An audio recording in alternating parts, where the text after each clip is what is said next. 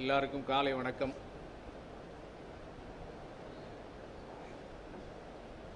இந்த கொரோனா எதிர்ப்பு பணியில் கடந்த 50 நாட்களுக்கு மேலாக ஒரு அரசியல் கட்சி என்கின்ற முறையில் தமிழ்நாடு பாரதிய ஜனதா கட்சி எங்களுடைய அகில இந்திய தலைவர் ஜே.பி. நட்டா அவர்களுடைய வேண்டுகோள், அறிவுறுத்தல் மற்றும் தமிழ்நாடு பாரதிய ஜனதா கட்சியினுடைய தலைவர் டாக்டர் எல். முருகன் அவர்களுடைய வழிகாட்டுதலிலே தமிழ்நாடு முழுவதும் மக்களுக்கான நிவாரண பணியிலே முழு மூச்சாக ஈடுபட்டு வேலை செய்தோம். அதற்கு எங்களுக்கு ஒத்துழைத்த பத்திரிகையாளர் அனைவருக்கும் எங்களுடைய நன்றி. பல்வேறு சமூக பணிகளிலே வேலை செய்து மக்களுக்கு பசியாற்றினோம். அரசாங்கம் கொடுத்த நிவாரணப் பொருட்கள், நிவாரண உதவிகளை தவிர பாரதிய ஜனதா கட்சியினுடைய சார்பாகவும் சமையல் பொருள்களை, உணவுப் பொருள்களை வழங்கினோம். அந்த வகையிலே கோவை மாநகர் மாவட்டத்தினுடைய சார்பாக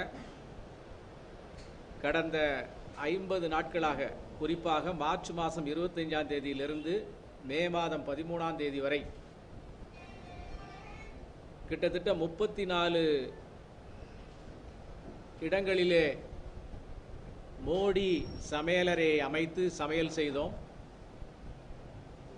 4,50,000க்கும் அதிகமான உணவுப் பொட்டலங்களை தயார் செய்து சாலையோரத்து ஏங்கி தவித்த மக்கள் முதல் அனைவருக்கும் வழங்கினோம்.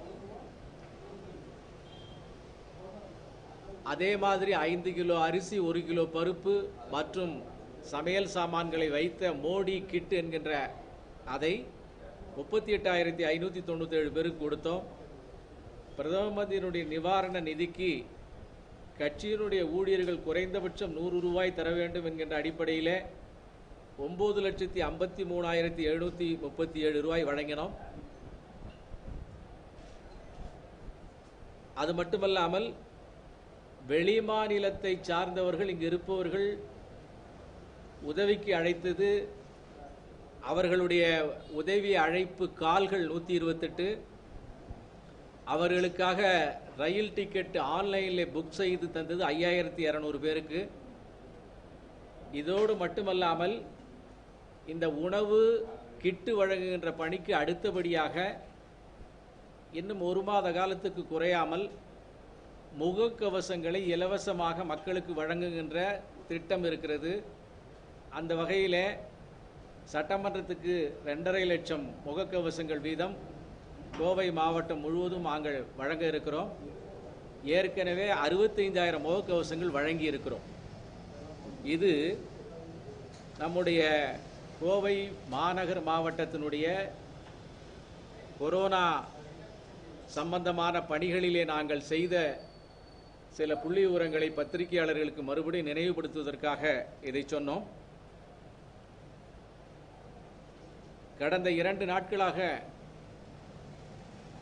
பாரதத்தினுடைய நிதியமைச்சர் மாண்புமிகு நிர்மலா சீதாராமன் அவர்கள்,